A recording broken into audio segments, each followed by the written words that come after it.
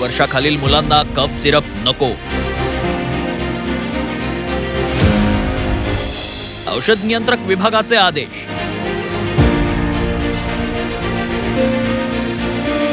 लहान मुलांच्या औषधासंबंधी गाईडलाईन्स.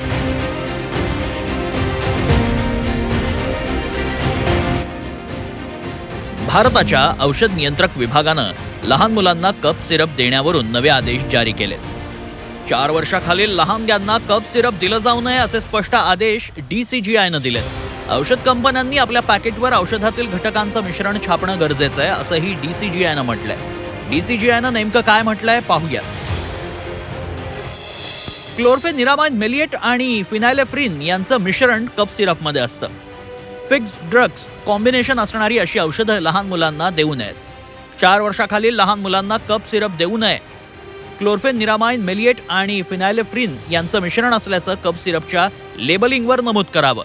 सर्दी खोकल्याच्या सामान्य रुग्णांसाठी हा नियम लागू नाही. ड्रग्ज जनरल कंट्रोलरनं 18 डिसेंबरला सर्व राज्यांना एक पत्र लिहिलं आणि फिक्स्ड ड्रग्ज कॉम्बिनेशन संबंधी नियमावली जारी केली आहे.